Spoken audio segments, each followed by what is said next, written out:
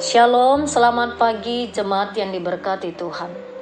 Sungguh kita bersyukur kalau hari ini Tuhan berkenan menghantarkan kita memasuki hari yang ke-15 di tahun 2025. Keluarga besar GMI Kanaan Medan Selatan, Doa dan Harapan, kita bersama-sama bersuka cita, bersyukur menjalani hari-hari kita, khususnya di tahun 2025 yang kita percaya sebagai tahun rahmat Tuhan bagi kita.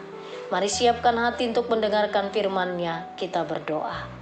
Bapa, di dalam nama Tuhan Yesus Kristus, sungguh kami bersyukur atas anugerah-Mu yang besar bagi kami, jemaat-Mu keluarga besar GMI Kanaan Medan Selatan, yang telah memberkati kami sepanjang tahun 2024, yang menolong kami di dalam setiap suka dan duka, baik di dalam kelimpahan atau kekurangan.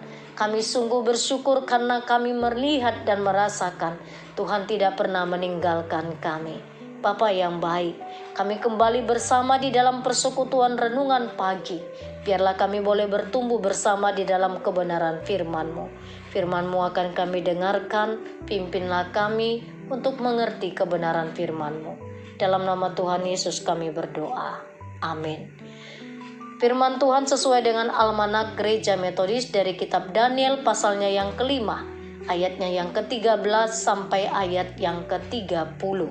Saya membaca di ayat 20, demikian firman Tuhan.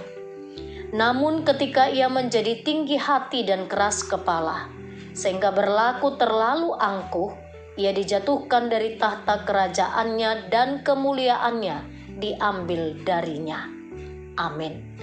Tema firman Tuhan bagi kita, kesombongan awal dari kehancuran. Kesombongan awal dari kehancuran. Jemaat yang diberkati Tuhan, Daniel pasal 5 memberikan kisah tentang pesta yang dibuat oleh Raja Belsazar, yang dihadiri dengan kemabukan, penyembahan berhala, penodaan terhadap bejana-bejana yang diambil dari bait suci di Yerusalem. Dan di dalam Daniel pasal 5 ayat 1 sampai 4, di sana dikatakan bagaimana Belsazar menyalahgunakan kuasanya, jabatannya sebagai seorang raja. Jemaat terkasih, dan tentang ketidaksenangan Allah juga dicatat, yang ditandai dengan tulisan tangan di dinding. Jadi tulisan tangan di dinding, peristiwa ini terjadi ketika Belsazar dalam pesta kemabukannya. Justru dalam kondisi demikian, Allah menegurnya dengan memberikan sebuah penglihatan sebuah tulisan tangan di dinding yang membuat hatinya menjadi gelisah, membuat raja menjadi ketakutan, dan menyebabkan dia untuk segera memanggil para ahli nujum untuk membaca dan menafsirkannya, tetapi mereka tidak bisa. Dalam kesusahan ini yang tampak di wajah dia dan para bangsawannya, Ibu Suri menyarankan dia untuk memanggil Daniel, yang kepadanya raja berjanji dia akan memberikan pujian yang besar, bahkan memiliki kekuasaan menjadi orang ketiga di dalam kerajaannya. Jemaat yang diberkati Tuhan, alih-alih mengharapkan sebuah penghargaan sebagai orang ketiga, hal demikian jauhlah dari hati dan pikiran Daniel. Bapak Ibu saudara-saudari yang diberkati Tuhan, ketika Daniel mendengar bahwa Raja Belsazar akan memberikan banyak hadiah kepadanya, ia justru mengatakan mohon agar raja mengurungkan niatnya. Daniel meminta Belsazar memberikan hadiah tersebut kepada orang lain saja. Jadi rupanya Belsazar ini mengikuti jejak kesombongan leluhurnya, ayahnya. Sebelum Daniel menjelaskan makna dari penglihatan Belsazar, ia terlebih dahulu menceritakan kisah kelam Raja Nebukadnezar. Menurut Daniel, Allah yang Maha Tinggi telah memberikan kekuasaan kepada Nebukadnezar. Di ayat 18-19 diceritakan. Namun ia menjadi tinggi hati karena ia merasa kekuasaan mutlak ada di tangannya. Kesombongannya telah membawa Nebukadnezar jatuh ke tempat yang paling rendah dan hina, bahkan disebut seperti binatang. Hal yang demikianlah juga yang dilakukan oleh Belsazar. Daniel membaca dan mengartikan tulisan tersebut sebagai berikut. Mene, mene, tekel, uparsin, yang artinya masa pemerintahan Raja Belsasar dihitung dan diakhiri oleh Allah, serta kerajaannya akan dipecah dan diberikan kepada bangsa Media dan Persia. Penghukuman Allah memperlihatkan ketidaklayakan Belsasar untuk sebagai pemimpin. Jemaat yang diberkati Tuhan, pelajaran penting yang dapat kita lihat pada bagian ini adalah bahwa sesungguhnya sejarah berulang-ulang menunjukkan bagaimana people power menumbangkan pemerintahan yang dipimpin oleh seorang pemimpin yang diktator. Pemimpin yang diktator, sesungguhnya ada sejarah juga yang mencatat kalau di Filipina ada Marcos yang dikenal ditumbangkan oleh rakyatnya karena diktatornya. Di Indonesia ada Presiden Soeharto di Indonesia yang ditumbangkan oleh pergerakan reformasi oleh rakyat. Demikian Raja Belsasar rupanya juga tidak belajar dari sejarah. Ia lupa bahwa ayahnya pernah dihukum Tuhan hingga hidup seperti binatang. Sang ayah Nebukadnezar berlaku sombong di hadapan Allah yang Maha Kuasa. Belsasar mengulangi dengan melakukan kesalahan yang sama, sehingga kekuasaannya membuatnya tidak takut pada siapapun, bahkan pada Allah Israel yang ia kenal melalui riwayat hidup ayahnya. Ia berani melecehkan hadirat Tuhan, kemudian Tuhan menghukumnya. Jemaat yang diberkati Tuhan, sungguh mengerikan akibat yang diderita oleh Belsasar karena kesombongannya. Untuk itu, semestinya untuk kita yang hidup di dalam kebenaran firman Tuhan, sebagai orang-orang percaya, kita diajar untuk hidup di dalam kerendahan hati. Kerendahan hati adalah sikap bijak di mana seseorang memposisikan dirinya agar tidak merasa lebih penting atau lebih benar daripada orang lain.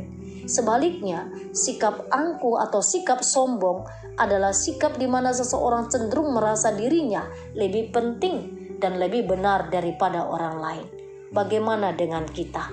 Dalam posisi yang bagaimanakah kita? Melalui firman Tuhan pada hari ini, kita belajar bersama-sama supaya kita tidak menjadi orang yang sombong. Tetapi bagaimana kita belajar agar kita menjadi orang yang rendah hati? Sebab Yesus sendiri berkata bahwa sesungguhnya kerendahan hati diberikan Yesus sebagai teladan kepada setiap orang-orang yang percaya. Dia meninggalkan tahtanya, rela datang ke dunia dengan segala kerendahan hati karena kasih-Nya kepada kita. Jemaat yang diberkati Tuhan, rendah hati merupakan hal yang mudah untuk diucapkan, tetapi seringkali sulit untuk dilakukan. Hanya di dalam Tuhan kita bisa hidup di dalam kerendahan hati. Amin. Kita berdoa. Bapa Surgawi, terima kasih untuk firman-Mu yang sudah kami dengarkan. Kalau hari ini kami belajar dari tema firman-Mu, bahwa kesombongan adalah awal dari kehancuran. Tuhan berikan kami kekuatan supaya kami hidup rendah hati seturut dengan firman Tuhan, seturut dengan teladan yang Engkau sudah berikan kepada kami, agar kami terus diperbaharui lewat firman-Mu, hidup kami semakin hari semakin berkenan kepadamu. Segala aktivitas kami satu hari ini kami serahkan kepadamu. Kami mohon belas kasih Tuhan, Engkau yang mengetahui segala aktivitas kami, apa yang kami pikirkan, apa yang kami kerjakan. Buatlah itu menjadi berhasil dan kami berkemenangan di dalam Tuhan di dalam setiap perjalanan hidup kami. Kami menyerahkan seluruh anak-anak kami kepadamu Tuhan. Berkatilah anak-anak kami dalam tumbuh kembang mereka, di dalam pendidikannya, cita-citanya, masa depannya. Kami taruh di tangan Tuhan, menjadi anak-anak yang sukses, anak-anak yang takut akan Tuhan.